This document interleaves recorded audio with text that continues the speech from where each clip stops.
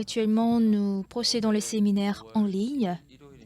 À partir d'hier, nous avons débuté ce séminaire et ça se poursuit jusqu'à mercredi en Corée et jusqu'à jeudi sur la chaîne YouTube. Nous vous prions d'aller sur la chaîne YouTube et Facebook West Africa Channel pour suivre en français le matin à 9h30 et le soir à 18h30. Vous pouvez suivre les prédications en ligne et même après 16 heures, vous pouvez suivre la version enregistrée sur cette chaîne. L'orateur du séminaire, pasteur Okso Park, est aussi auteur du livre Repentance et foi, comment croire en Dieu et voici comment j'ai été affranchi de péché. L'orateur a écrit plus de 94 livres. Vous pouvez même payer ces livres dans les librairies coréennes ainsi que certains sites en ligne. Plusieurs personnes, en lisant les livres de pasteurs, ont obtenu la foi et la rémission des péchés, et tant de personnes ont été libérées de leurs péchés. Voilà pourquoi nous vous le présentons. Le séminaire de la Bible en ligne du pasteur Okso Park sera retransmis à plus de 800 millions de téléspectateurs sur 55 chaînes de télévision de 32 pays, notamment la plus grande chaîne téléchrétienne CTN aux États-Unis, la station chrétienne espagnole de l'Amérique latine Enlace, la plus grande station chrétienne en Europe, TBN Espagne, et ainsi que sur les radios FM et d'autres chaînes de télévision en Afrique. Vous pouvez aussi suivre ce séminaire. Mais la parole nous a tous réunis en un seul endroit pour louer Dieu. Et cela me rend très reconnaissant. Cela me donne beaucoup de reconnaissance. Nous allons inviter la Chorale Gracias. La Chorale Gracias est la meilleure chorale au monde. Elle a remporté le Grand Prix au concours d'Allemagne, Mark Oberdorf, en 2015. Et partout où la parole est propagée, la Chorale Gracias est avec nous.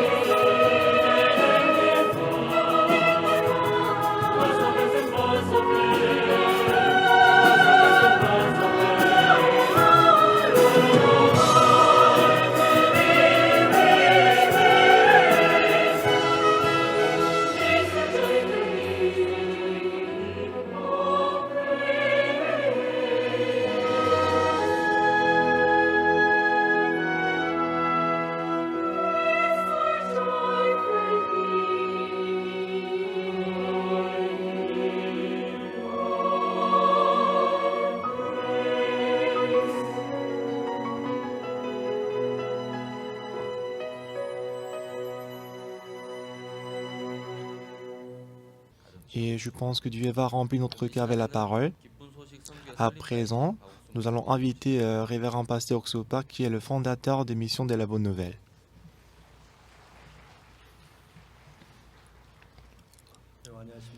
Bonjour tout le monde. Je suis reconnaissant de donner le culte avec vous. Donc, je suis plus reconnaissant grâce à l'Internet, au développement de l'Internet, on peut avoir le culte ensemble avec vous, avec le monde entier. La Bible est composée de 66 livres. Et tous les livres de la Bible expriment le cœur de Dieu. Si la parole de Dieu s'installe dans votre cœur, merveilleusement, vous allez avoir le même cœur que Dieu.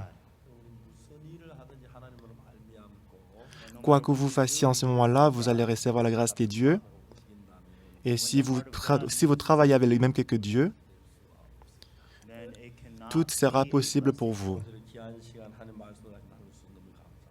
Aujourd'hui, je suis reconnaissant de pouvoir partager la parole précieuse avec vous. Ce matin, nous allons lire 2 Rois chapitre 4. 2 Rois chapitre 4 du verset 1.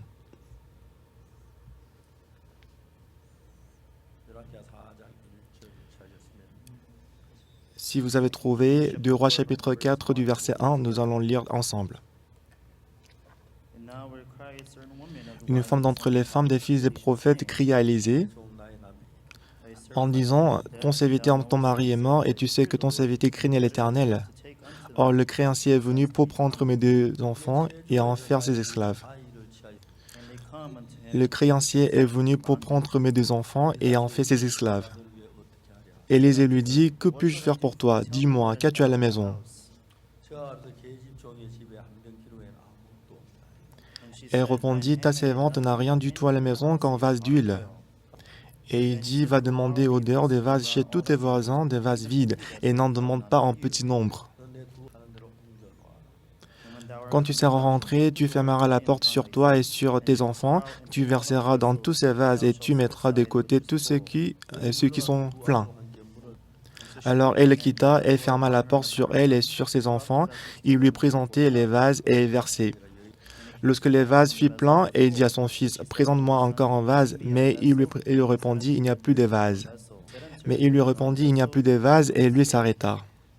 Elle alla le rapporter à l'homme de Dieu et il dit, « Va vendre l'huile et paye ta dette, et tu vivras, toi et tes fils, de ce qui restera. » Alors, si vous lisez 66 livres de la Bible, vous allez voir dans quelle manière 66 livres de la Bible ont été composés et écrits. Dans le livre de Genèse, Dieu a créé l'homme Adam. Et après, il a dit à Adam, « Et toi, tu mangeras tout ce qui se trouve dans le jardin d'Éden, mais tu ne mangeras pas le fruit de la connaissance du bien et du mal qui est au milieu du jardin. » Tu ne mangeras pas le fruit de la connaissance du bien et du mal. Donc si on le mange, la capacité va entrer dans notre cœur de distinguer le bien et le mal.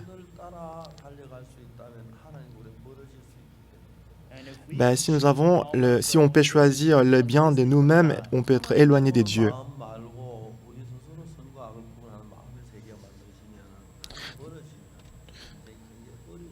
Donc, au lieu d'accepter les standards du bien et du mal de Dieu, si on peut choisir nous-mêmes le bien et le mal, on va être éloigné de Dieu.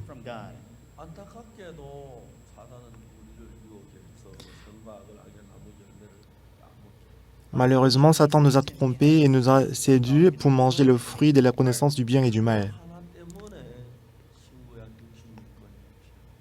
Et à cause de cet événement-là, 66 livres de la Bible, l'Ancien Testament et le Nouveau Testament étaient nécessaires. Après qu'Adam a mangé le fruit de la connaissance du bien et du mal,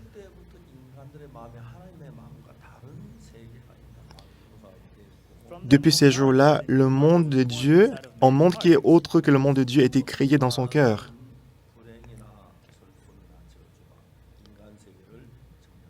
Et c'est ainsi que le malheur, la malédiction, la tristesse a occupé le monde de l'homme. 66 livres de la Bible.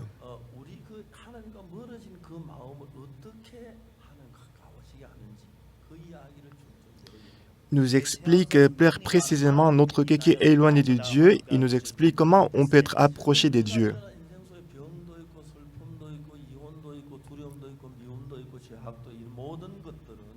Donc tout ce qui se trouve dans notre monde, tel que la tristesse, le péché, le malheur, le désespoir, tous ces éléments-là viennent parce qu'on a un cœur différent de Dieu. Parce qu'Adam, étant trompé par Satan, il a choisi ça.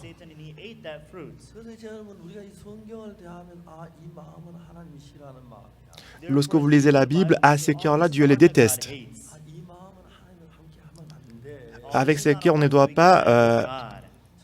pas suivre Dieu avec ses cœurs. Depuis ma naissance, depuis mon enfance, je suis allé à l'église. Mais en 1962, j'ai eu un grand changement dans ma vie.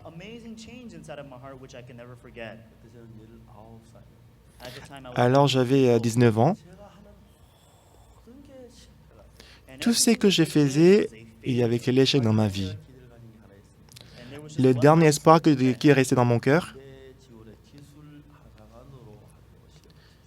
j'ai composé les examens pour entrer pour devenir le soldat des métiers techniques. Puisqu'en fait, il n'y avait pas de problème, parce que je n'avais pas de problème, je n'ai jamais pensé que j'allais échouer. Donc, pour entrer dans l'armée en tant que le soldat des métiers techniques, on m'a dit de faire le service bilan médical. Donc, du coup, je suis allé à l'hôpital pour passer le bilan médical. Et à la fin, je suis allé chez le dentiste.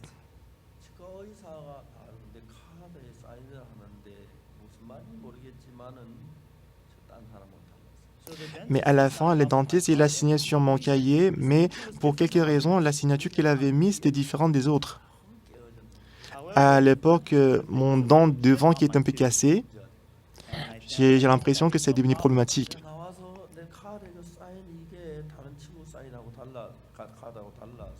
Après, quand je suis sorti, la signature que j'avais reçue, c'était différente des autres. Alors j'ai dit aux autres, ouvre la bouche, je vais voir tes dents. Tes dents étaient... ça va. Tes dents, ça allait bien. Donc je pensais qu'il y a quelques problèmes dans mon cahier, donc je suis allé voir le dentiste. C'était pas un grand problème en fait, c'était juste le dent qui était devant qui était un peu cassé.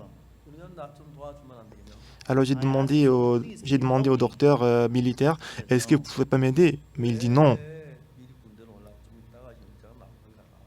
Il dit, pourquoi tu veux entrer dans l'armée maintenant? Tu peux y entrer après. Mais j'ai demandé sincèrement au docteur.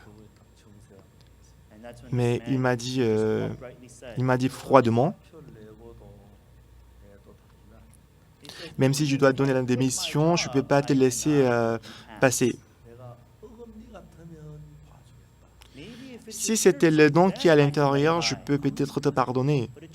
Mais c'est le dent devant. Comment est-ce que je peux te laisser passer?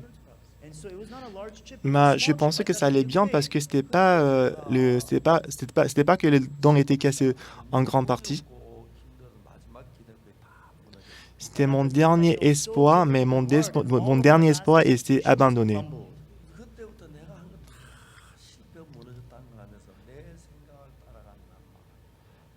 Alors, à partir de ce moment-là, j'ai compris que tout ce que j'ai entrepris, tout ce que je faisais, il y avait que l'échec. Tout ce que je fais avec ma pensée, c'est l'échec. C'était en mai 1962.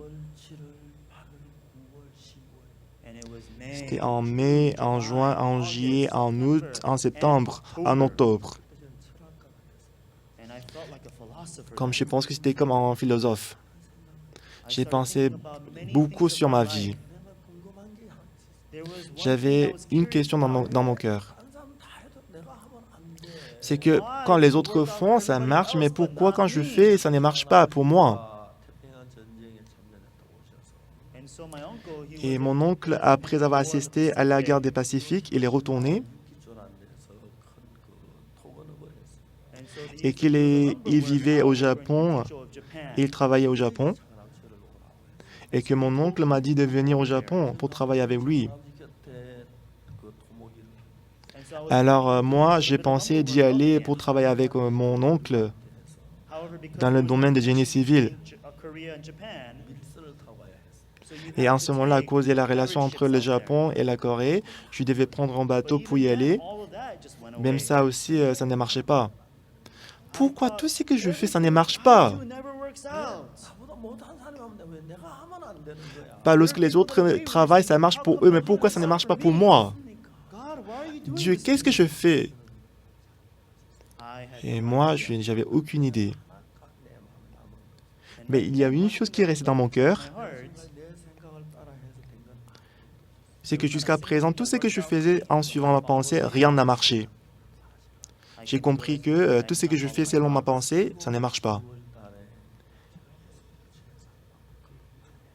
Et en octobre, par le sang de Jésus-Christ, j'ai reçu le salut dans mon cœur. Dans la Bible, on a Genèse, Exode, Lévitique, Nombre et Deutéronome. Et aujourd'hui, je vais vous parler l'histoire d'une dame. Et il s'agit de quoi? Alors, Dieu a travaillé dans sa vie pour l'entraîner du côté de Dieu. Un missionnaire que je connais, il est dans notre mission, il a été affecté au Ghana en tant que missionnaire.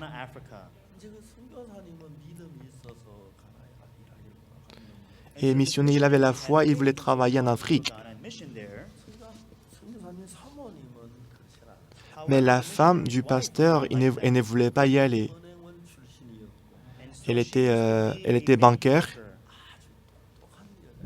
Elle était très sage. Mais la vie au Ghana en Afrique, c'était trop difficile. Regardez les chenilles, regardez les insectes. Pourquoi il y a beaucoup d'insectes ici? Pourquoi l'eau ne coule pas? Pourquoi il fait très très chaud ici?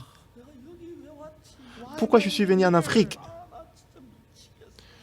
Ça me rend folle.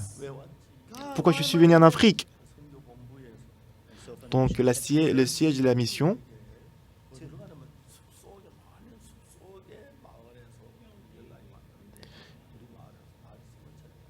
le siège de la mission leur a dit qu'il y a une personne dans un village très retiré, nous a appelé de venir prêcher la parole. Donc la direction de la mission leur a dit à ces missionnaires, le couple de missionnaires, d'aller à ces villages retirés pour prêcher l'évangile pendant quelques mois. Mais elle, lorsqu'elle est retournée à la maison, elle s'est couchée. Est-ce que je suis folle d'y aller? Mais je n'ai pas envie d'y aller. Pourquoi je dois aller dans les bois? Est-ce que je suis une bête? Est-ce que je dois y aller? Et elle s'est couchée sur le lit. Je vais retourner en Corée. Je vais rentrer en Corée. Pourquoi j'ai épousé cet homme? Le soir, son mari est retourné à la maison. Et son mari lui a dit sérieusement, elle a dit, ma chérie, je suis très reconnaissant. Qu'est-ce que tu racontes? Pourquoi tu es reconnaissant?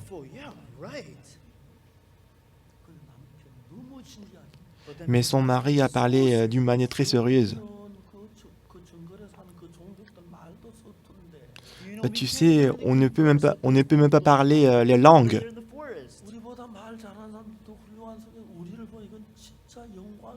Il y a beaucoup de missionnaires qui parlent mieux que nous, mais notre mission nous a envoyés là-bas pour prêcher la parole. N'est-ce pas, tu n'es pas reconnaissante? Elle n'avait pas d'autre choix. Elle dit, ok, oui.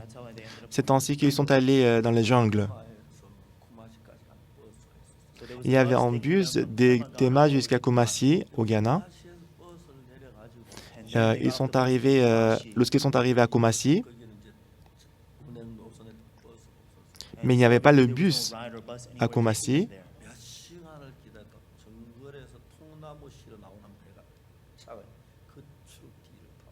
Alors, ils étaient obligés de prendre un camion pour entrer dans la jungle.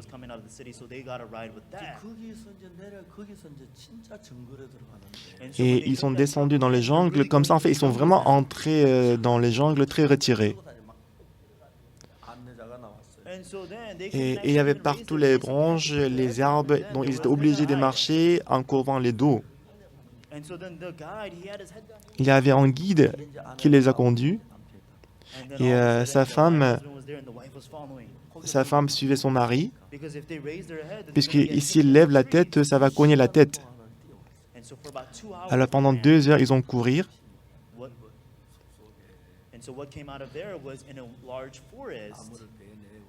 Et qu'est-ce qui s'est passé? Et dans les jungles, il y avait à peu près une centaine de maisons. On a fait la maison avec des bois. Et le missionnaire, il commençait à prêcher l'évangile, la parole, un jour et 2 jours. Alors, en prêchant la parole, il s'est demandé pourquoi les gens ils vivent comme ça. Pourquoi les gens ils vivent ici difficilement. Il n'y a pas d'eau ici, la vie est trop difficile ici. Mais ils ont fait l'étude biblique pour 1 jour, 2 jours, 3 jours. Et il y avait une dame qui est venue avec les œufs en disant au missionnaire, prenez les œufs. Il était reconnaissant. Et quelques-uns, ils ont apporté les bananes, ils ont apporté les noix de coco. Et une personne, elle a amené une poule. Un jour, après qu'il a fini l'étude biblique, il est retourné. Et il y avait le maître de la maison et le couple de missionnaires. Et le maître de la maison a dit au missionnaire, « Missionnaire, je suis vraiment désolé. J'ai rien à vous donner pour manger. » Et le maître de la maison, il a continué à parler. Et la famille de ma femme, elle est très riche.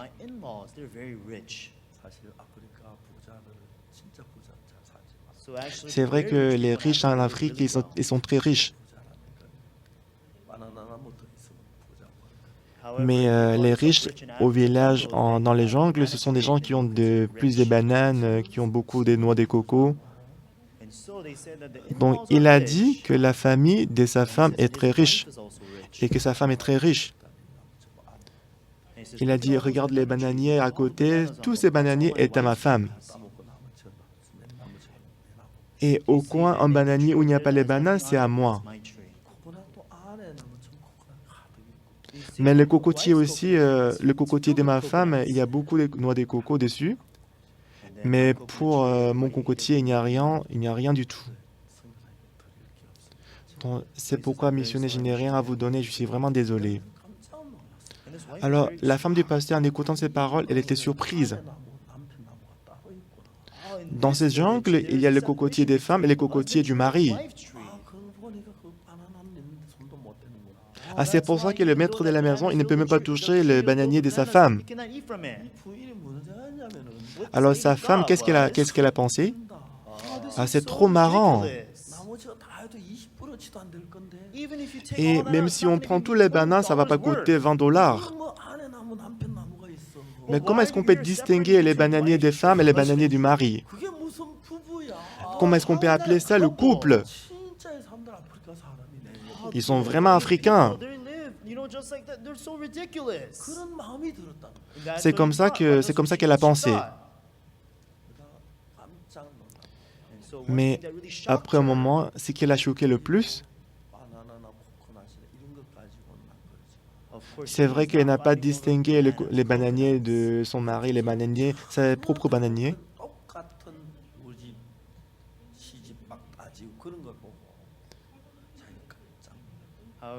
Cependant, elle était vraiment choquée de voir qu'elle aussi, dans son cœur, elle distinguait ce qui est à elle et ce qui est à son mari. Ah, mon chéri, pourquoi tu ne le manges pas? Pourquoi tu ne manges pas la noix de coco? Bah, puisque c'est à toi, je ne peux pas le manger. Mais on est le couple, tu peux le manger, il n'y a pas de problème, il n'y a pas l'arbre qui est à toi, il n'y a pas d'arbre qui est à moi. Bah, s'ils vivent comme ça, ils seront très heureux, n'est-ce pas? Et la femme du missionnaire, bien sûr, elle n'a pas disputé à cause des cocotiers, à cause des bananiers, mais elle a compris que elle aussi, elle était plus méchante dans son cœur. Et en voyant, en expérimentant cela, elle a changé son cœur. Et quelques mois après, ils étaient au Ghana, mais ils sont allés en autre pays. Ils sont allés au Bénin, en Afrique de l'Ouest. Au Ghana, on parle anglais, mais au Bénin, on parle français. Mais au Bénin, on n'est pas parlé anglais et connaissait un peu, et savait un peu parler, et savait parler l'anglais, mais il savait pas du tout parler français. Mais de ce moment-là, la femme du missionnaire, elle a changé son cœur. Dans son sac, elle a mis une grande Bible, la Bible en anglais. Elle a mis aussi la Bible en français. Elle a mis aussi le dictionnaire français et coréen. Et elle commençait à visiter la maison et maison pour prêcher la parole de Dieu. Tout le monde, à travers une occasion, les gens ils changent le cœur. À travers une occasion, on change le cœur et à travers le changement du cœur, notre vie change aussi. Ce matin, est-ce que vous n'avez pas les inquiétudes dans votre cœur? Est-ce que vous n'avez pas des problèmes de famille dans votre vie? Disons que votre enfant est malade, le membre de votre famille est malade, et faute de l'argent, votre enfant ne peut pas aller à l'école. Est-ce que vous n'avez pas tel problème? Dans notre vie, c'est vrai que nous avons le bonheur et la joie. Il y a aussi les inquiétudes, des soucis et la tristesse. Mais pourquoi les gens doivent souffrir? Pourquoi est-ce qu'il y a la tristesse dans la vie? Pourquoi est-ce qu'il y a des ténèbres dans la vie? C'est ce que la Bible nous explique précisément. Dieu nous a tant aimés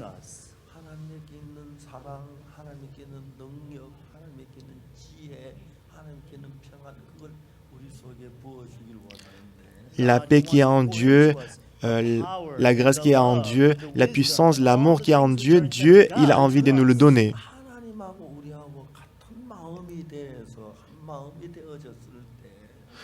Lorsque nous avons le même cœur que Dieu,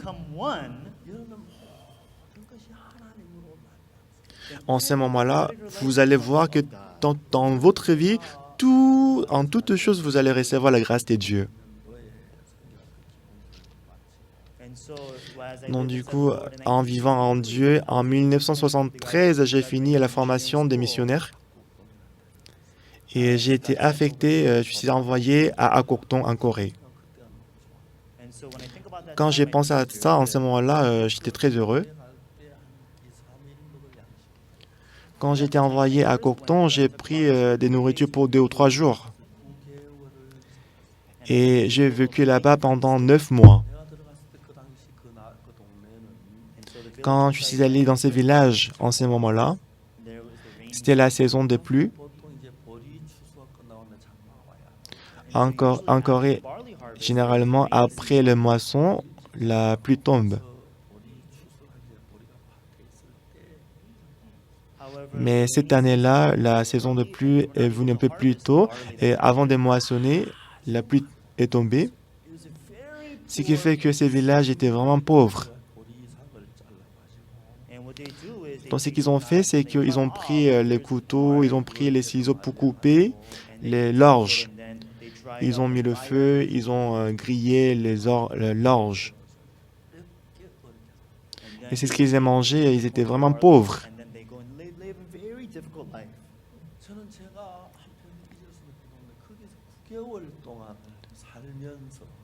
Et en vivant 9 mois dans ces villages,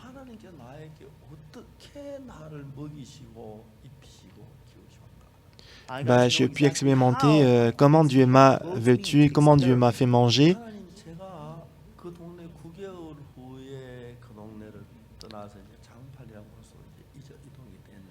À la fin de 9 mois, j'ai quitté le village pour aller à Jampali.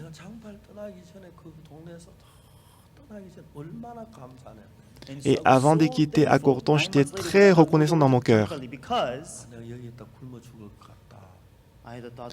J'avais la pensée que je suis resté là, je vais mourir de faim. Si j'avais telle pensée, je n'aurais pas pu rester dans ces villages.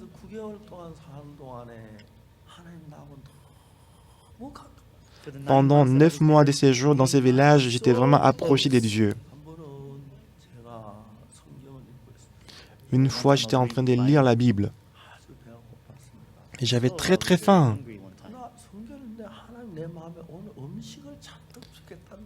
J'étais en train de lire la Bible, mais soudainement, Dieu m'a donné le cœur qu'aujourd'hui, Dieu va me donner beaucoup de nourriture à manger.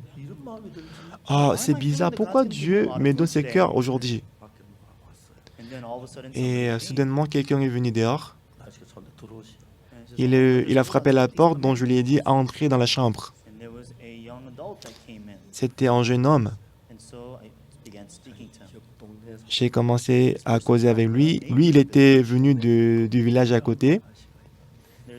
Et dans ce village, il y avait une fille qui s'appelait Kopun. Et son grand frère est allé faire le service militaire.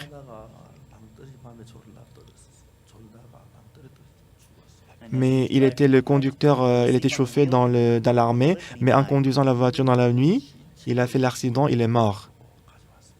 Donc dans l'armée, on a ramené son cadavre dans ces villages.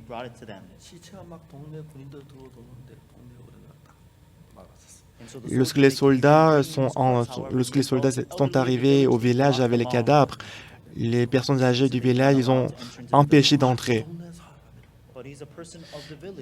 Et les soldats ils ont dit, c'est la personne qui vient de ces villages.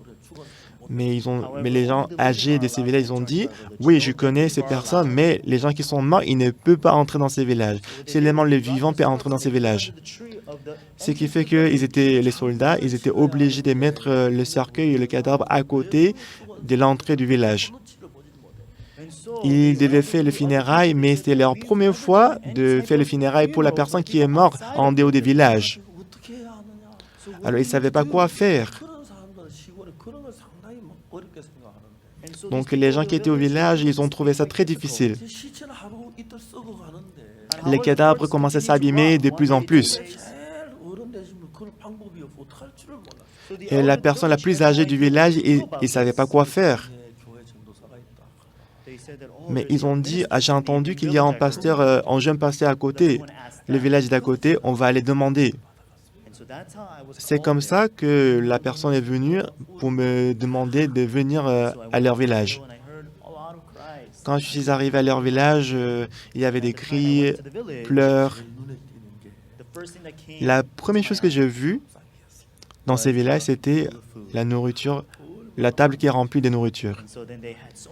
Ils avaient préparé beaucoup de plats. Ils m'ont dit de manger. Donc, on est devenu l'organisateur des funérailles. En tout, nous avons fait les 5 cultes pour le funérail. Et après le 5e culte, on a enterré le cadavre, on a prié. Après, on a couvert avec la poussière, avec la terre. On a mangé le dîner. J'ai compris que Dieu, il voulait me nourrir. Une fois, je suis allé au marché en traversant la montagne. Je suis désolé de vous dire, mais en traversant en montant la montagne, j'avais envie d'uriner. Donc, je suis allé au coin pour uriner. C'était juste à côté de la voie de la montagne, mais il y avait beaucoup de framboises.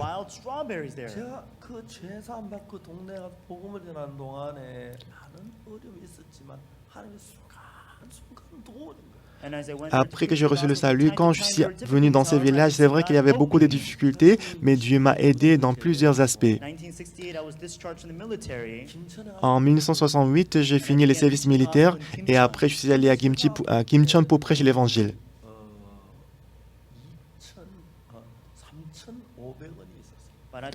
Et après que j'ai fini les services militaires, j'avais que 3 dollars. Donc, puisque je viens de finir les services militaires, je ne savais pas exactement combien coûtait la maison. Et j'ai pensé que comme j'ai 3 dollars, avec cet argent, je pourrais peut-être faire la location d'une chambre et que je peux prêcher l'évangile. Mais cependant, quand je suis allé à Kimcheon pour chercher la maison, on m'a dit que ça coûte à peu près 70 dollars. Donc 3 dollars que j'avais, ça n'était pas vraiment suffisant pour la location de la maison. Alors j'ai commencé à prier à Dieu, de me donner la maison. Alors, donc j'allais à Kimcheon pour chercher la maison et après je suis rentré à la maison. Et ces jours-là aussi, j'étais allé à Kimcheon et après je suis retourné en bus, mais à côté de moi, il y avait un étranger. Et alors j'avais 20 ans, mais la personne qui était à côté, l'étranger, il avait l'air 20 ans plus âgé que moi. Et j'ai causé avec lui son niveau de coréen et mon niveau d'anglais, c'était presque pareil. Donc on commençait à causer, on dit tu viens d'où? Il dit qu'il vient de l'Angleterre. Il a dit qu'il est missionnaire. Ah bon? Bah, qu'est-ce que tu fais maintenant? Il a dit qu'il est en voyage. Je lui ai demandé quel voyage?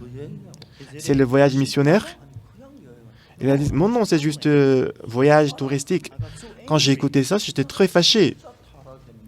Ah, il est vraiment corrompu. Le missionnaire ne prêche pas l'évangile, mais il va en voyage. Moi, j'étais très fâché. Il était 20 ans plus âgé que moi. Mais je lui ai dit, rentre immédiatement en Angleterre.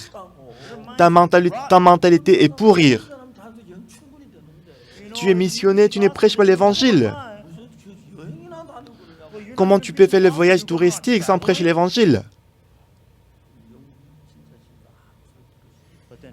Mais anglais, il était vraiment gentil, il n'a rien dit.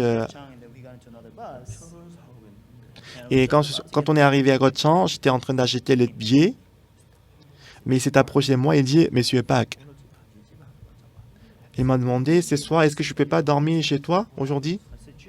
Ben, je lui ai dit, bien sûr, il n'y a pas de souci. Et à l'époque, ma maison était au sommet de la montagne. Donc, il est venu chez moi. Et en ce moment-là, je buvais de l'eau des ruisseaux à côté. Et en ce moment-là, je n'avais pas de puits, je n'avais pas l'eau courant. Donc l'étranger, quand il buvait de l'eau de la rivière, il avait mal au ventre. Il a fait la diarrhée pendant 4 jours. Donc j'étais vraiment désolé, j'aurais dû bouillir de l'eau et lui donner. Donc toute la journée, il allait aux toilettes, rentrer à la chambre, aller aux toilettes. Et au bout de 3 jours, il a dit, moi je vais rentrer chez moi. Ben, je lui ai dit, ça va? Il a dit, ça va. Ben, je lui ai dit, je suis vraiment désolé. La prochaine fois, je vais bouillir de l'eau et je vais te le donner. Il a dit, bah ça va, il n'y a pas de problème. Mais il y a une chose que je vais te dire, Monsieur Pak. Ben, je lui dis, vas-y. Monsieur Pak, est-ce que je peux pas vivre avec toi pendant 3 ans? Bah toi, tu es missionnaire, tu dois prêcher l'évangile, mais pourquoi tu veux vivre avec moi? Moi, j'ai rencontré beaucoup de gens, mais je n'ai jamais vu une personne comme toi. Je n'ai jamais vu un missionnaire en passé qui vit comme toi. Alors, je ne pouvais pas comprendre. Qu'est-ce que tu dis? Comment est-ce que je vis, moi? Il dit, moi, je vais apprendre ta vie. Il a supplié, il a demandé sincèrement, laisse-moi vivre avec toi pendant 1 an.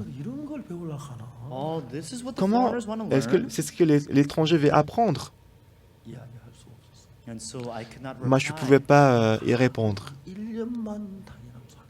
Mais il m'a demandé sincèrement, laisse-moi vivre avec toi pendant 1 an. Je vais apprendre ta vie.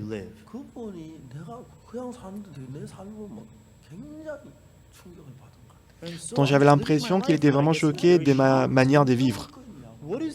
Qu'est-ce que tu vas apprendre de ma vie? Mais cependant, il m'a dit sincèrement, permets-moi de vivre avec toi. Ben, je lui ai dit non. Pourquoi? Ben, je lui ai demandé, est-ce que tu reçois le frais d'émission? Oui, ma direction en Angleterre m'envoie le frais d'émission. Par contre, moi, il n'y a personne qui m'aide. Je m'appuie sur Dieu seulement. De temps en temps, je ne peux pas manger. Il faut de l'argent, mais chez toi, tu as beaucoup de nourriture, tu as beaucoup du pain. Tu as des pains, moi je n'ai pas des pains. Quand j'ai faim, je ne vais pas te demander de me donner à manger. Je ne vais pas mener cette vie. Cependant, si tu fais comme ça, je vais te permettre de vivre avec moi. Même si je ne mange pas, il faut de l'argent, il ne faut pas me donner à manger. Même si je n'ai pas d'argent, tu ne vas pas me donner l'argent, on va vivre comme ça. Il a dit, ah, c'est merveilleux. Il était très content. Il est parti 1 semaine après, il est retourné.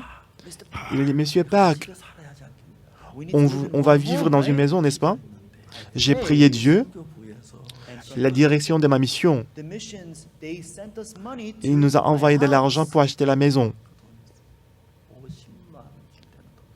Donc la somme d'argent que la mission avait envoyée, c'était $500.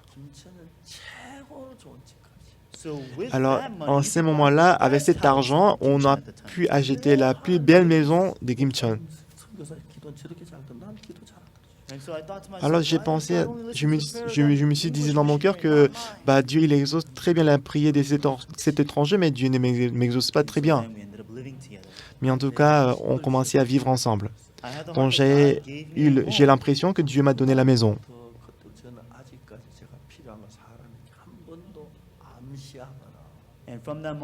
Depuis ces moments-là, je n'ai jamais montré que j'ai besoin de quelque chose. Je n'ai jamais demandé aux gens de m'aider, même en dollars.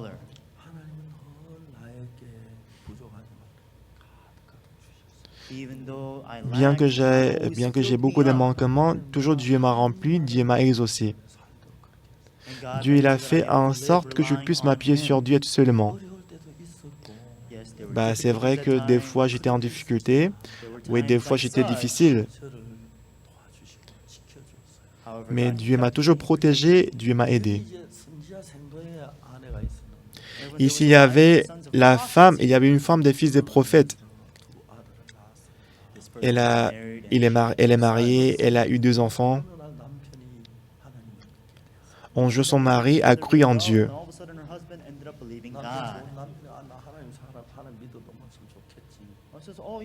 Mon chéri, ça va, il peut croire en Dieu. Alors son mari, pour devenir missionnaire, il est entré dans l'école des prophètes. Avec sa femme et ses 2 enfants. Alors ces 4 personnes, ils sont entrés dans l'école des prophètes.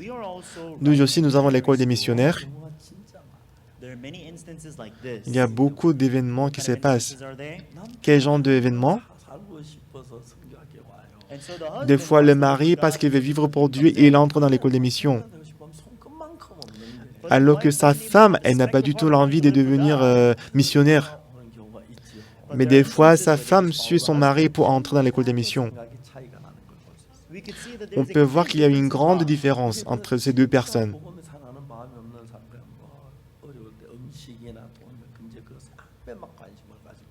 Celui qui n'est pas intéressé à Dieu, il est intéressé qu'à la nourriture et qu'à l'argent.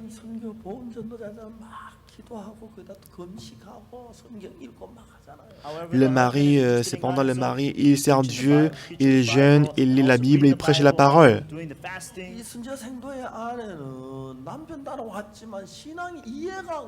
Mais cette femme des fils des prophètes, elle a suivi son mari pour entrer dans l'école des prophètes, mais elle ne comprenait pas la vie spirituelle. Ah, moi, je ne comprends pas. C'est comme ça qu'elle a vécu. Parce que son mari, il avait la foi en Dieu.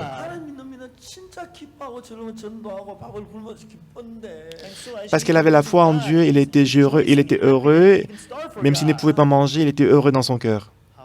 Cependant, sa femme, elle ne comprenait pas son mari.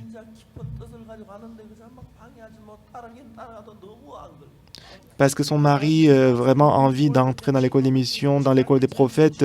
Bon, du coup, sa femme suit son mari, mais elle ne comprenait pas.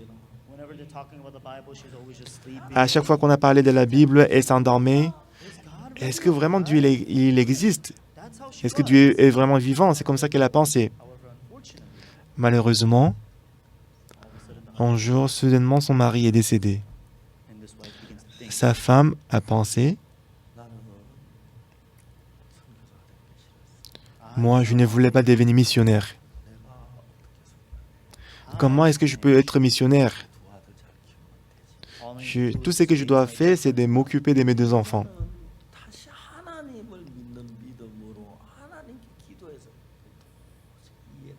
Alors, elle ne comprenait pas pourquoi est-ce que je dois prier Dieu.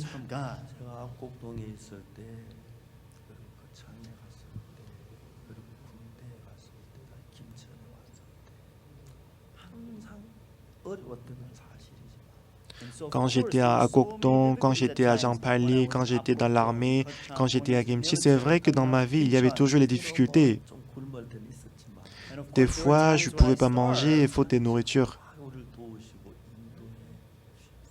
Mais toujours, Dieu m'a conduit précisément et il m'a protégé. Alors, cette femme, après la mort de son mari, elle n'avait pas la foi. Alors, au lieu de croire, au lieu de demander Dieu, si je n'ai pas d'argent, je dois travailler.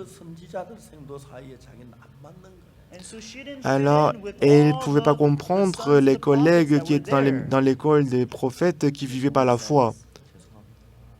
Donc, elle a dit au prophète, je suis vraiment désolé. Moi, je voulais travailler avec mon mari pour servir Dieu, mais je ne comprends pas toujours la foi en Dieu. Je ne peux pas croire que même si on prie Dieu, Dieu ne va pas m'exaucer. Je voulais rester dans l'école des prophètes en suivant mon mari. Mais comme voilà, mon mari est mort, il faut que je quitte l'école des prophètes. Comme ça, elle a quitté l'école des prophètes. Et les autres, en voyant que cette femme a perdu son mari et elle vit avec ses deux enfants, ils avaient pitié d'eux. Ils ont dit, même si tu vas partir, tu vas bien élever tes enfants, d'accord? Puisque les enfants, comme leur pays, ils vont grandir bien, ils vont être les grands hommes. C'est comme ça que la femme des fils des prophètes, avec ses deux enfants, elle a quitté l'école des prophètes. Elle a fait tous ses moyens pour gagner de l'argent, elle a fait tous ses moyens pour éduquer ses enfants. Alors, elle voulait trouver des bonnes femmes pour les faire marier. Et après, ils vont avoir des petits-enfants. Je vais vivre dans le bonheur avec eux. Je vais gagner beaucoup d'argent. Je ne sais pas si à l'époque, il y avait le coronavirus. Et en ce moment-là, les affaires qu'elle gérait ne marchaient pas. Alors, elle ne pouvait pas payer la location de la maison. Alors, comme elle ne pouvait pas payer la location de la maison, elle était obligée de emprunter de l'argent. Un jour, le créancier est venu à demander l'argent. Ah non, je suis désolé. Est-ce que vous pouvez attendre un mois? C'est comme ça qu'elle a reporté. Le créancier est venu à nouveau. Est-ce que tu peux vraiment me payer après un mois? Tu as déjà repoussé plusieurs mois. Comment est-ce que tu vas payer ma dette? Dis-moi ton plan. Bah, ok, je vais attendre un mois. Mais à la fin d'un mois, si tu ne me payes pas, qu'est-ce que tu vas faire? Je vais faire tous mes moyens pour payer ta dette. Bah, c'est bon de payer la dette. Mais qu'est-ce que tu vas faire quand tu ne pourras pas payer la dette? Moi, je vais payer. Mais raconte-moi, tu vas me payer après un mois, mais si tu ne peux pas payer ma dette, qu'est-ce que tu vas faire? Est-ce que tu ne veux pas travailler? Tu ne peux pas travailler. Où est-ce que tu vas trouver de l'argent? Ok, je vais attendre un mois. Si tu ne payes pas ma dette à la fin d'un mois, je vais prendre tes deux enfants, je vais en faire les esclaves. Même si je les prends comme les esclaves, tu ne pourras pas payer la dette. À part cette méthode, je pense que tu ne pourras pas payer ma dette. Alors, elle n'avait pas d'autre choix, elle n'avait pas d'autre moyen. Elle s'est efforcée, elle a fait beaucoup de moyens, mais elle ne pouvait pas payer la dette. Alors, si mes deux enfants sont vendus comme les esclaves, où est-ce qu'ils vont aller? Où est-ce qu'ils vont aller? Sans mes deux enfants, comment est-ce que je vais vivre? Elle avait très mal au cœur, elle était en difficulté. Pour les autres hommes, ils vivent très bien avec leur famille, ils vivent dans le bonheur. Mais pourquoi mon mari, il est décédé, il est mort avant moi et qu'il me fait souffrir autant? Pourquoi mon mari est mort avant moi? Pourquoi il me fait souffrir comme ça? Et elle avait beaucoup de plaintes dans son cœur, même si elle se plaignait. Alors, elle ne pouvait pas imaginer la vie sans deux enfants. Comment est-ce que je vais vivre sans mes deux enfants?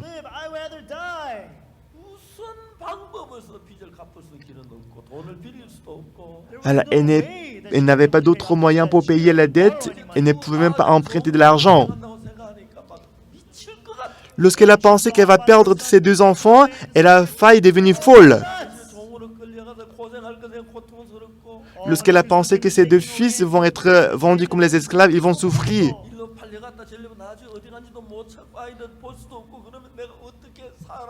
Les fils, ils vont être vendus là et là et là, et à la fin, elle ne pourra même pas les trouver. Comment est-ce que je vais vivre sans mes deux enfants?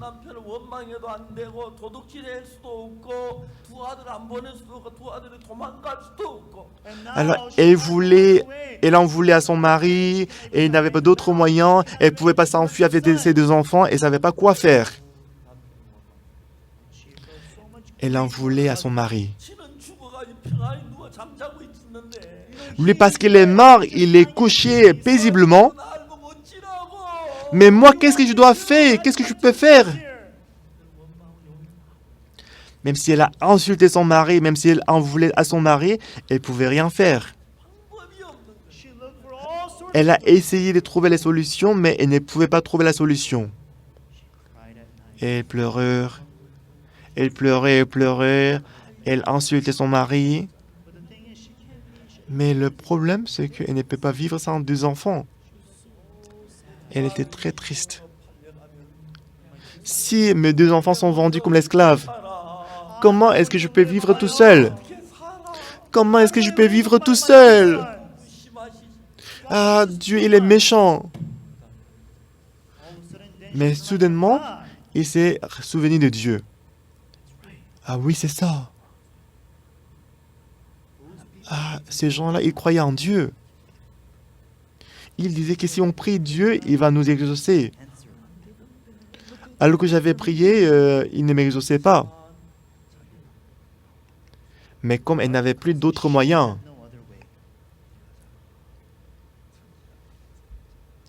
alors cette femme, elle est allée voir le prophète Élisée. Elle est allée voir le prophète Élisée. Élisée a écouté tout ce qui s'était passé dans sa vie. Élisée, il était très content. Madame, tu es vraiment la bienvenue. Puisque maintenant, cette femme, elle n'avait pas d'autre moyen et des choix. Elle est venue chercher Dieu. Alors, Élisée a lui dit. Alors, Élisée a demandé, qu'as-tu à la maison?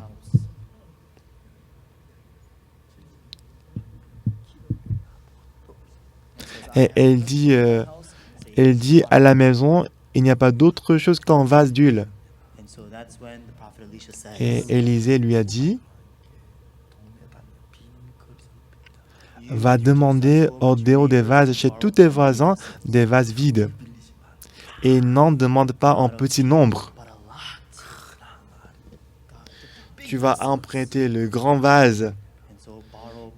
Tu vas demander beaucoup de vases, ok? Après, tu vas rentrer. Quand tu seras rentré, tu fermeras la porte sur toi et tu prendras le vase d'huile et tu le verseras. Ici, il y a quelque chose de très intéressant. Il y a qu'un seul vase d'huile.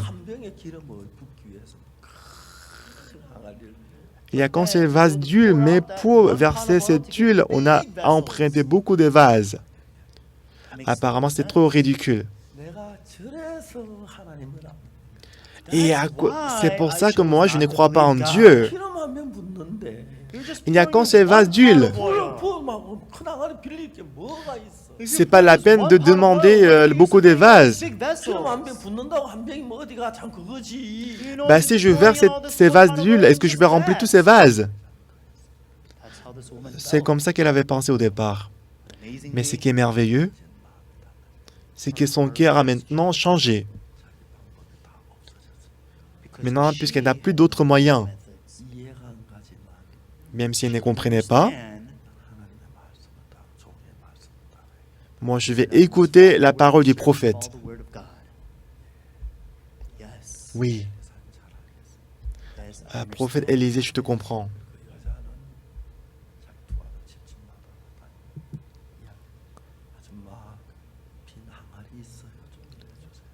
Que la dame, elle est sortie avec ses 2 enfants et elle a visité la maison.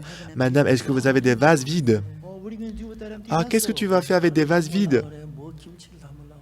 Qu'est-ce que tu vas mettre dans des vases? Tu vas mettre du riz? Est-ce que tu vas mettre des kimchi? Non, je dois emprunter des vases. Donnez-moi les vases vides. Allez-y, prenez-le. Il y avait des vases pour le kimchi, il y avait les vases pour la farine, il y avait des vases pour le riz. Donc, elle a rempli sa maison avec des vases.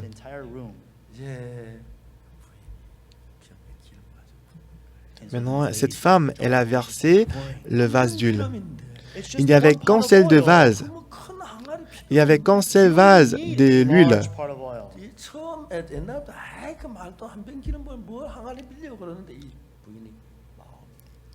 Si c'était avant, elle aurait dit, je n'ai qu'un seul vase d'huile, pourquoi je dois emprunter autant de vases? Mais maintenant, elle a changé son cœur. Maintenant, elle a changé son cœur. Avant, je suivais ma pensée, mais maintenant, je vais suivre la parole de Dieu. Dieu est plus puissant que moi. Et ces gens-là, ils croient en Dieu. Et Dieu va les aider. Elle commençait à verser de l'huile. Mais ce qui est vraiment merveilleux,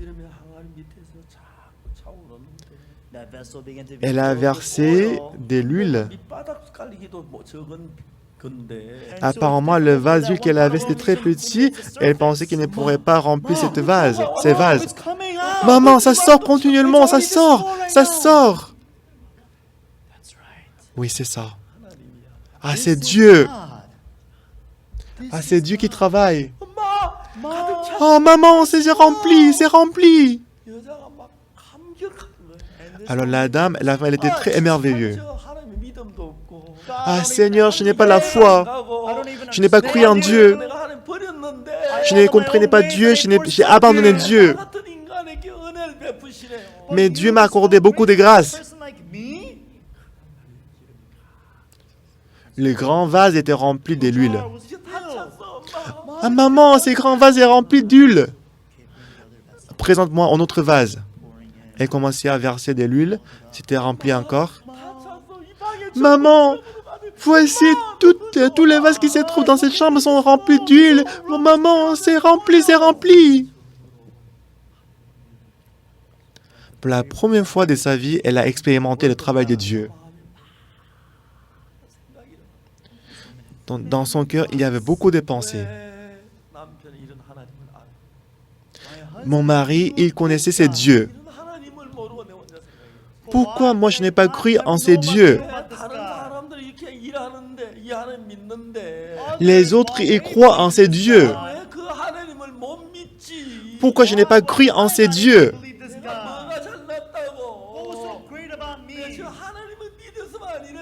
Si j'avais cru en Dieu, je n'aurais pas rencontré ces résultats. Si j'avais cru en Dieu, je n'aurais pas rencontré autant de difficultés. Si j'avais cru en Dieu, mon mari ne sera pas mort.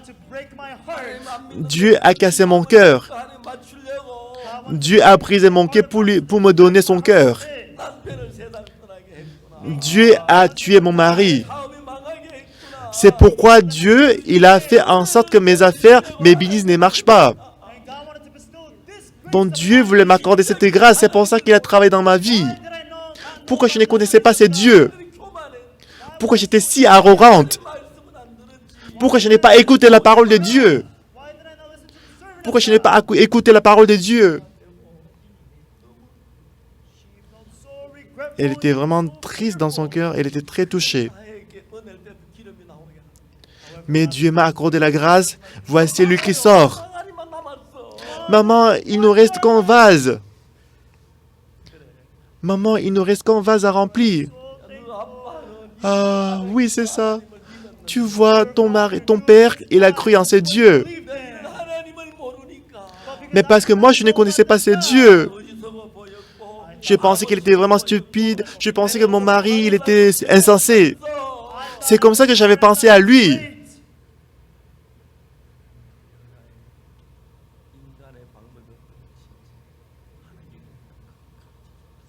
Ton Dieu lui a appris précisément ce que veut dire croire en Dieu et croire à la pensée de l'homme. Cette femme, aujourd'hui, elle a complètement changé. Mais Dieu, j'étais très stupide.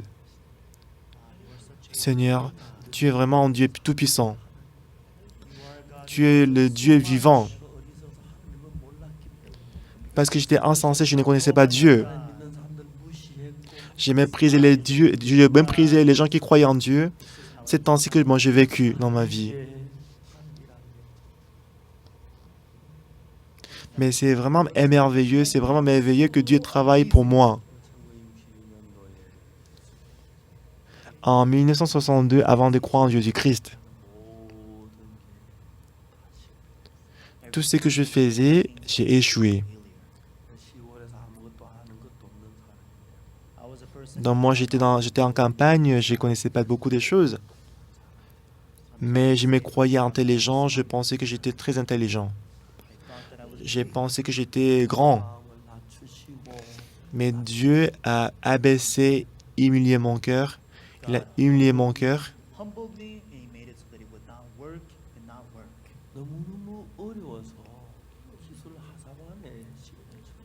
Comme ma vie était très difficile, j'ai passé l'examen pour entrer dans l'armée en tant que le soldat des métiers techniques.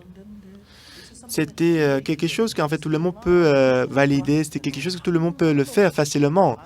Je n'ai jamais imaginé que j'allais échouer.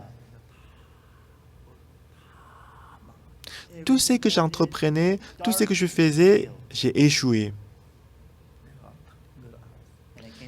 Et j'ai réalisé que j'avais tort. Et après, j'ai compris aussi que la parole de Dieu seule a raison. Jusqu'à présent, j'ai méprisé la parole de Dieu. Si je fais les efforts, ça va aller. Si je gagne beaucoup d'argent, ça va aller. C'est comme ça que moi j'ai pensé. Mais Dieu a brisé mon cœur comme la femme du fils des prophètes. Donc, elle s'est dit, ah, c'est pourquoi, à cause de ça, Dieu m'a donné beaucoup de bénédictions. Si j'avais changé mon cœur, mon mari ne serait pas mort.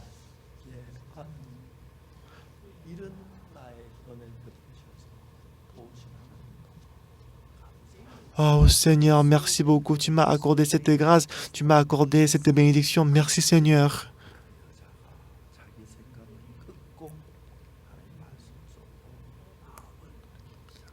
En ce moment-là, elle a brisé son cœur, elle a changé son cœur vers le cœur de Dieu. Jésus-Christ a dit, si vous voulez me suivre, il faut vous renier. Il ne faut pas croire en vous-même.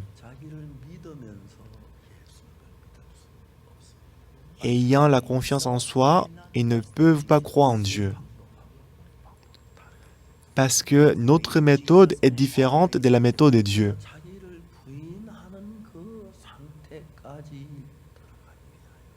Alors, afin de se renier, afin de se nier,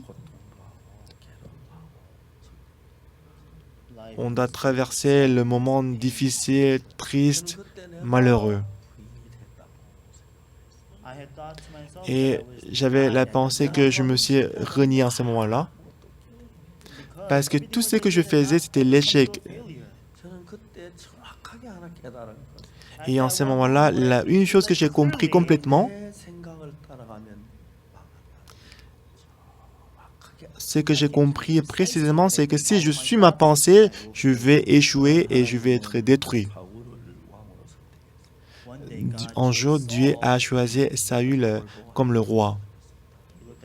Il a regardé Saül et lui a dit, il faut dévouer par l'interdit tous les Amalécites. Tu vas faire mourir l'homme, femme, brebis, le troupeau. Tu vas faire mourir les animaux, les chameaux, les bébés. C'est ce que Dieu a dit à Saül. Saül, en suivant la parole de Dieu,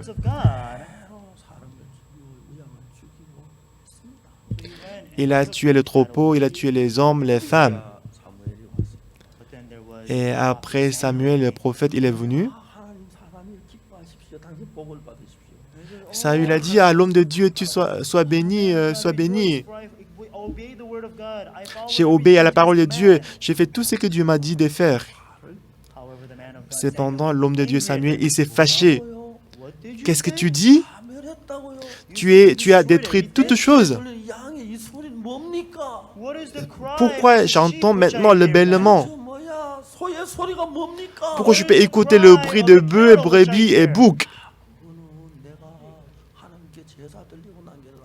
Ah, ça, je l'ai épargné pour les donner comme sacrifice à Dieu.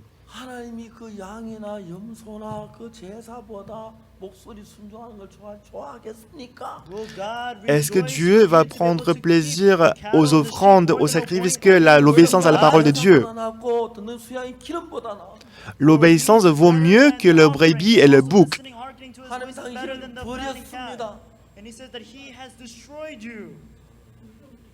Dieu t'a abandonné. Il était abandonné par Dieu. Pourquoi? Au lieu de suivre la parole de Dieu précisément, en suivant sa propre pensée, parce que c'est trop beau, parce que c'est brebis et bon, je vais les donner comme l'offrande de sacrifice à Dieu. Dieu a abandonné Saül. Et ensuite, Dieu a dit, moi j'ai rencontré le fils d'Isaïe, David, c'est l'homme selon mon cœur. Dieu a choisi David parce qu'il était un homme selon mon cœur. Moi, j'étais un homme très méchant et très mauvais. Mais j'ai essayé de unir mon cœur avec le cœur de Dieu. J'ai lu la Bible, j'ai lu la Bible, j'ai lu la Bible. Donc, en faisant la lecture de la Bible, j'ai découvert le cœur de Dieu. En suivant la parole de Dieu, il paraît que la parole de Dieu ne va pas marcher. Je pensais que ma pensée vaut mieux que la pensée de Dieu. Mais j'ai compris que tout ce que je faisais, toutes mes pensées, c'était l'échec. C'est pourquoi j'ai renié toutes mes pensées, j'ai abandonné toutes mes pensées. J'ai cru à la parole de la Bible. Et depuis ces moments-là, je puis voir beaucoup de choses merveilleuses dans la Bible. Qu'est-ce que j'ai vu?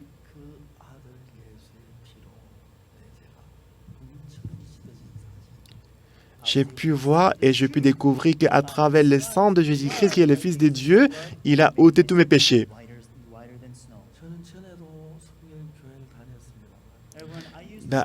J'ai lisé souvent la Bible, j'allais à l'église.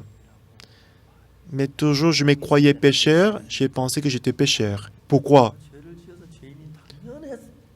Parce que j'ai commis le péché, j'étais péché, c'est normal. Mais en lisant la Bible, j'ai compris que la pensée de Dieu et ma pensée étaient différentes. Parce que moi, j'ai commis le péché, c'est vrai que moi, je suis pécheur. Mais la Bible dit autrement.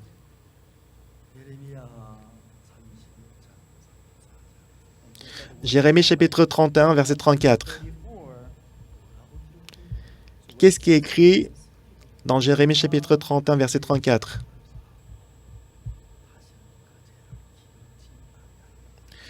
Car je pardonnerai leur iniquité et je ne me souviendrai plus de leurs péchés.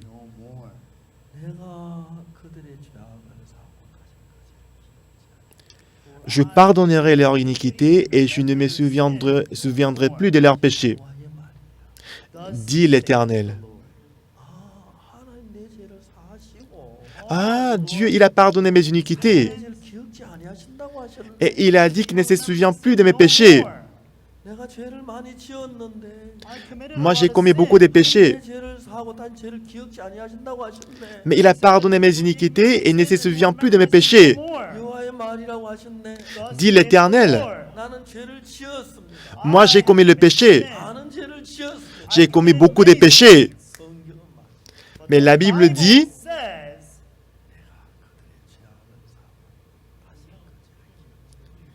je pardonnerai leur iniquité et je ne me souviendrai plus de leurs péchés, dit l'Éternel.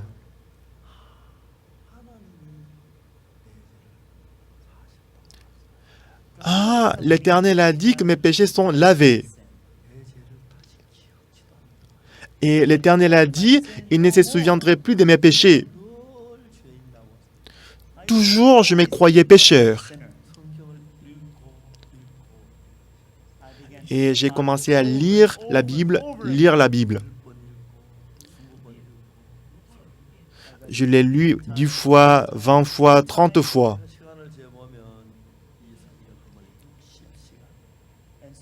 Et quand j'ai calculé le temps, pour lire la Bible entièrement, il me faut 60 heures.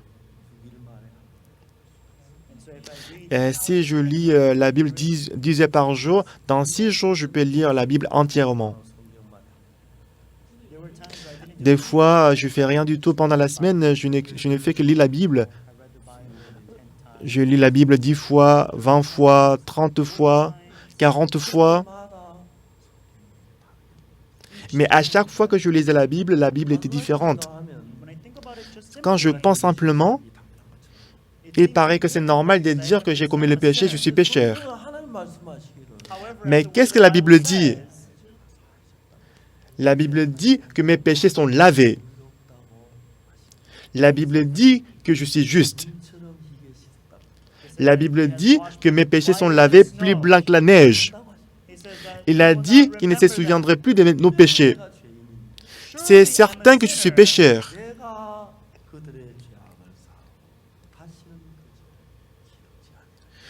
Je pardonnerai leur iniquité et je ne me souviendrai plus de leurs péchés. J'étais très merveilleux. Ah, Dieu! Je crois en Dieu. Je crois à ta parole, Seigneur. Seigneur, je vais aussi croire à la parole qui dit que mes péchés sont lavés. Dans plusieurs versets dans la Bible, nous a déclaré que nous sommes justes. Nous sommes justes, ça veut dire quoi? Ça veut dire qu'on est sans péché. Une fois, j'ai tenu en séminaire à Daegu et j'ai fait l'interview avec un journaliste du journal Daegu. Et il m'a demandé, Pasteur, est-ce que je peux vous interviewer juste pour quelques minutes? Pasteur, est-ce que je peux avoir une demi-heure pour avoir l'interview avec vous? Je dis oui. Il m'a demandé, Pasteur, c'est quoi la différence entre votre église et d'autres églises? Donc je lui ai dit, encore, il y a beaucoup de gens qui vont à l'église et se croient pécheurs. Et c'est ainsi que moi je pensais avant. Mais quand j'ai lu la Bible, il est écrit qu'à cause de nos péchés, Jésus-Christ est mort sur la croix, il a effacé tous nos péchés. Ça veut dire que nos péchés sont lavés. Il a effacé tous nos péchés. Nous ne sommes plus pécheurs. Ce n'est pas parce qu'on n'a pas commis le péché. Nous avons commis le péché, bien sûr. Mais lorsque Jésus-Christ est mort sur la croix, il était puni pour tous mes péchés. Il n'a même pas laissé en péché. Il a lavé le péché parfaitement. Et grâce à lui, je suis devenu propre. C'est ce que moi je crois. Pourquoi? Parce que c'est ce que dit la Bible. Beaucoup de gens, malgré qu'ils vont à l'église, ils se croient pécheurs. Oui, c'est vrai. Oui, ils ont commis le péché, ils sont pécheurs. Mais lorsque Jésus-Christ est mort pour nos péchés sur la croix, ce n'est pas que Jésus-Christ a lavé la moitié du péché, mais il a lavé le péché entièrement. Et parce qu'il a lavé le péché éternellement, je ne suis plus pécheur. Pourquoi? Parce que Dieu m'a justifié. La Bible dit, il n'y a pas de juste, pas même un seul. Oui, c'est vrai. Il n'y a pas de juste, pas même un seul. Moi, je n'étais pas juste. Mais je suis devenu juste à travers le sang de Jésus-Christ. Dans plusieurs endroits dans la Bible m'ont déclaré que je suis juste. Moi, je ne crois plus à ma pensée, mais je crois à cette parole de Dieu. Si c'est Dieu qui m'a déclaré juste, je suis juste.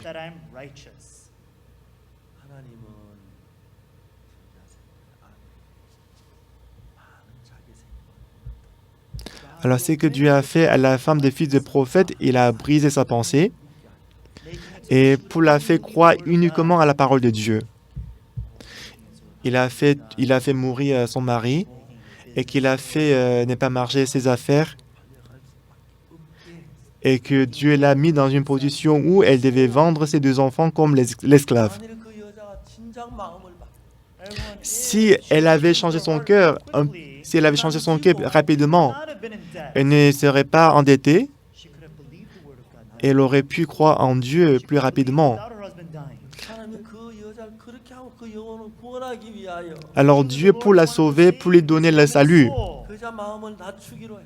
alors il a décidé d'humilier son cœur. Son mari est mort. Ses affaires, ses business ne marchaient pas. Et elle était endettée. Et elle a failli perdre ses deux enfants. Elle n'avait pas d'autre moyen et de choix. C'est alors qu'elle a eu la foi en Dieu. Parce qu'elle n'avait pas d'autre moyen que de croire en Dieu. Et lorsque cette femme a cru à la parole de Dieu seulement, elle a expérimenté les miracles dans sa vie et elle a pu expérimenter le grand travail de Dieu. Beaucoup de gens disent qu'ils croient en Dieu, mais ils croient à leurs pensées. Et ils acceptent la parole qui va bien avec leurs pensées. Et eux, ils commettent le péché, ils pensent qu'ils sont pécheurs. Oui, c'est vrai qu'on est pécheurs. C'est vrai qu'on est pécheurs. Mais il est aussi vrai que Jésus-Christ est mort pour nos péchés sur la croix. Il y a une seule raison pour laquelle Jésus-Christ est mort sur la croix. C'était pour nous sauver du péché, pour nous rendre saints, justes et propres. Il a résolu le problème du péché à travers sa mort. Il nous a renouvelés, il nous a sanctifiés, il nous a justifiés. Si on croit en Jésus-Christ, on ne doit pas se croire pécheur. C'est vrai qu'on est commis le péché, mais il a payé déjà le salaire du péché. Ça veut dire que nos péchés sont lavés. C'est ce que j'ai cru. Je n'ai pas cru à ma pensée. Et à chaque fois, je lisais la Bible, j'ai cherché la Bible. Et en lisant la Bible, j'ai cru en Dieu.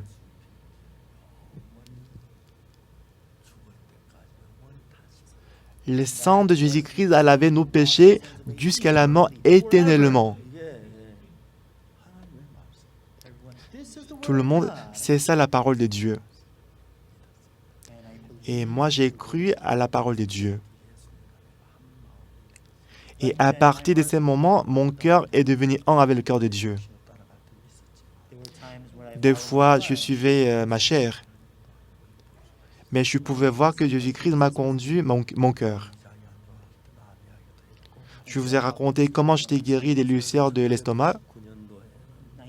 Et 1999, en 1999, j'avais mal au cœur, mais il m'a sauvé.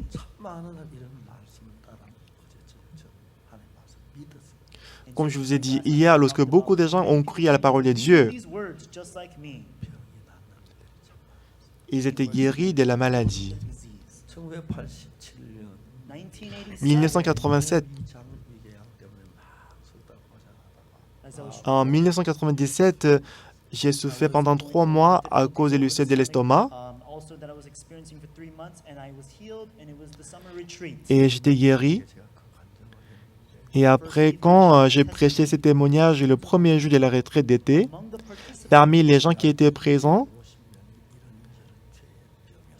à peu près 250 personnes étaient guéries de leur maladie. Tout ce que vous demanderez en priant, croyez que vous l'avez reçu, vous le verrez s'accomplir. Vous aussi, si vous croyez, vous pouvez être guéri de votre maladie. Tout le monde, il faut apprendre la foi. Lorsque j'ai essayé de croire, quand j'ai essayé de croire à la parole, à cause de la parole du docteur, j'avais mal au cœur. Si je mange les kimchi, si je mange des plats piquants, ça va trouiller mon estomac, je peux mourir, je risque de mourir. Mais je n'ai pas cru à ces pensées, j'ai cru à la parole de la Bible. Tout ce que vous demanderez en priant, croyez que vous l'avez reçu, vous le verrez s'accomplir.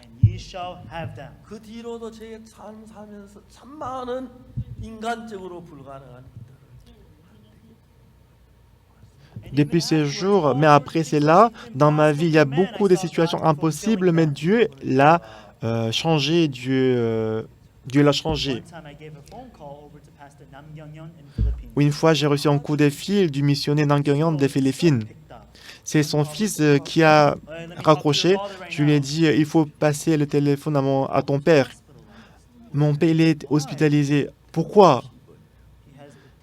Mon père, il a attrapé la fièvre dengue. Et vous savez, la fièvre dengue, c'est une maladie très dangereuse. Je lui ai demandé, il est hospitalisé dans quel hôpital? Il a dit, c'est le centre médical des Philippines. Donc j'ai appelé le centre médical des Philippines. Alors, et j'ai demandé, est-ce que vous pouvez me passer à la salle d'urgence? Et que j'ai demandé, est-ce que je peux pas aller au missionnaire Nam Kyung-yeon qui est coréen?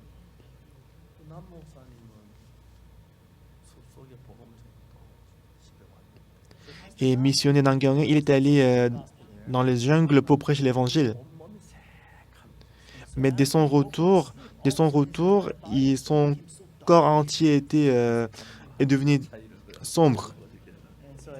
Vous voyez la différence entre, avant d'attraper la fièvre dengue et après avoir attrapé la fièvre dengue. Alors les frères et sœurs aux Philippines ils ont dit, ah missionnaire, tu as presque la même couleur que nous. Et en fait, ce n'est pas qu'il est bronzé, mais c'est son sang qui est devenu sombre. Donc il était hospitalisé.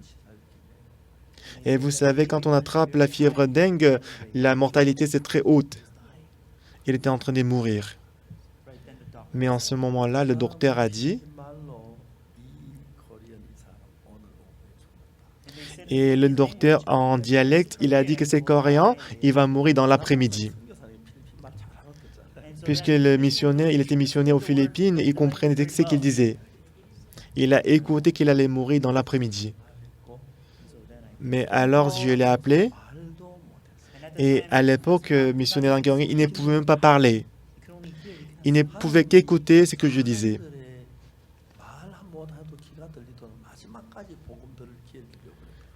Donc, on m'a dit que Dieu a laissé ouvert les oreilles jusqu'à la mort pour qu'il puisse écouter l'évangile jusqu'à la mort. Donc, la femme du missionnaire, il a décroché, elle dit « Bonjour ».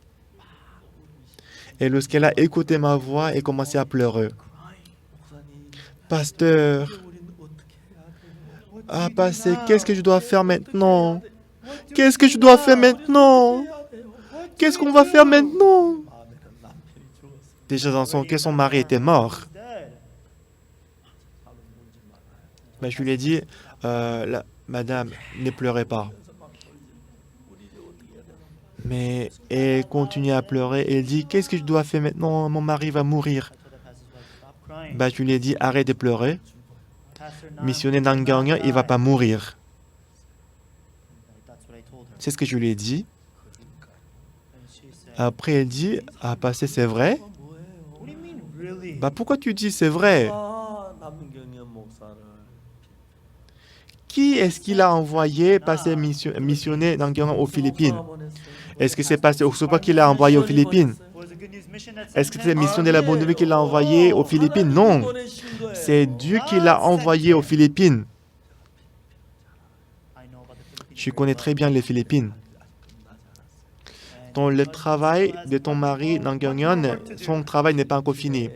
Il a encore beaucoup de choses à faire aux Philippines. Aux Philippines, il y a encore beaucoup de choses à faire. Il doit encore prêcher l'évangile. Avant que Dieu l'appelle, il ne va pas mourir. Il ne va jamais mourir. La femme du pasteur a dit, « Ah bon, pasteur? Qu'est-ce que tu dis? Ah bon, il ne va pas mourir. » Il ne va pas mourir. N'aie pas peur, mais crois seulement. Le cœur de la femme du pasteur a changé. Lorsqu'elle a regardé seulement la maladie, il paraît qu'elle va mourir. Il paraît qu'elle va mourir, mais elle n'a plus regardé la maladie, mais elle a regardé Dieu. C'est Dieu qui a envoyé mon mari aux Philippines pour prêcher l'évangile. Donc si c'est Dieu qui l'a envoyé ici, il ne va pas mourir. Elle a couru à son mari. Mon chéri, passé par de la Corée, il a appelé, il a dit que toi, tu ne vas pas mourir. Donc sa femme lui a expliqué précisément ce que j'avais dit. Et à partir de ce moment-là, la fièvre commençait à descendre. La fièvre commençait à s'abaisser. Et vous savez quand est-ce qu'il est sorti de l'hôpital? Ce n'est pas un mois après, ce n'est pas 10 mois après qu'il est sorti de l'hôpital. Le lendemain, il est sorti de l'hôpital. En bonne santé. Croyez en Dieu, tout le monde. Ce qui est le plus important, lorsque Jésus-Christ est mort sur la croix, Jésus-Christ n'est pas mort sur la croix pour vous laisser pécheurs. Mais Jésus-Christ est mort sur la croix pour vous sauver du péché, pour vous rendre juste. Jésus-Christ n'a pas échoué sur la croix. Jésus-Christ a payé le salaire de vos péchés. Il vous a purifié, lavé. Le sang de la croix. Le sang de la croix a lavé le péché éternellement. Peut-être selon votre mémoire, vous avez le péché.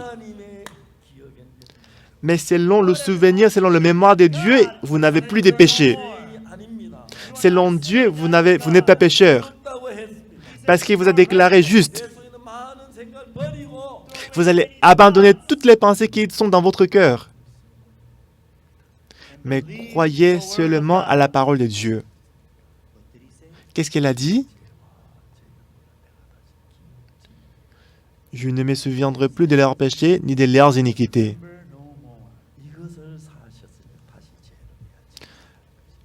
Là où il y a le pardon des péchés, il n'y a plus d'offrande pour le péché. Jésus-Christ, il ne va pas mourir 2 fois sur la croix. Parce que Jésus-Christ a lavé le péché une fois pour toutes. Jésus-Christ n'a plus besoin de mourir 2e fois. Si Jésus-Christ n'avait pas lavé nos péchés parfaitement, Jésus-Christ, il est obligé de mourir 2 fois, 3 fois, 100 fois, 200 fois. Mais ce n'est plus la peine. Parce que Jésus-Christ, il a pris son sang, il a mis son sang sur les cônes de l'autel céleste. Parce que sur l'autel céleste, le ciel c'est éternel.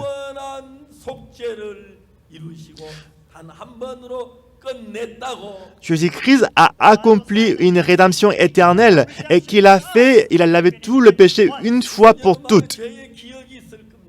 Peut-être vous pouvez avoir le souvenir du péché. Vous pouvez avoir le mémoire du péché. Vous pouvez avoir la honte. Vous pouvez avoir les mauvaises pensées. Mais la croix a lavé parfaitement votre péché.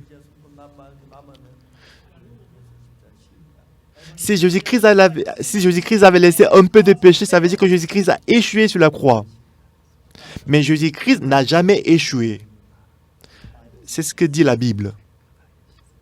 La Bible dit qu'il nous a lavé parfaitement. Nous allons regarder le dernier verset, Hébreux chapitre 10.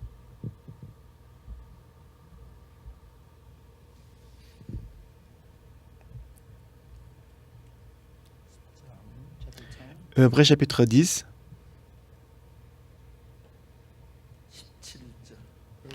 Hébreux chapitre 10, verset 17.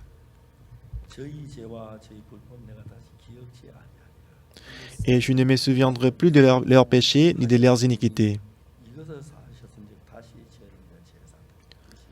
Verset 18. Or, là où il y a pardon des péchés, il n'y a plus d'offrande pour le péché. C'est la parole de Dieu. Lisons encore versets 17 et 18. Et je ne me souviendrai plus de leurs péchés ni de leurs iniquités.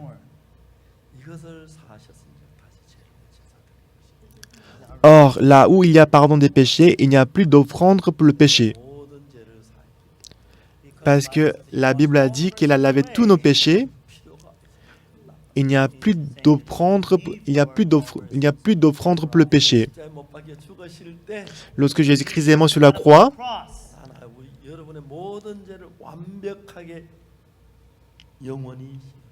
Jésus-Christ a lavé tous nos péchés parfaitement et éternellement. Ne suivez plus votre pensée, mais croyez à la parole de Dieu. C'est ce que dit la Bible et Dieu. C'est comme ça qu'on doit croire en Dieu, c'est ça, croire en Dieu. La signification du nom de Jésus-Christ, c'est le salut. Tu enfanteras un fils, tu lui donneras le nom de Jésus. C'est celui qui sauvera son peuple de ses péchés. Jésus-Christ nous a sauvés. Il a effacé tous nos péchés. Une chose qui reste. Une chose qui reste, c'est que c'est votre incrédulité. Lorsque vous croyez, vous allez avoir le même que Dieu. La raison pour laquelle Dieu a donné la difficulté est le problème. c'est pour nous faire abandonner notre pensée et croire seulement à la parole de Dieu. Est-ce que vous y croyez aussi? 예수님의 십자가는 절대 실패하지 La croix de Jésus-Christ n'a jamais échoué. Il a lavé nos péchés parfaitement. C'est pourquoi nous louons le Seigneur. Seigneur, merci. Alléluia, merci Seigneur. Prions. 거룩하신 하나님 우리 아버지 앞에 감사합니다. Éternel Dieu Tout-Puissant, nous te remercions.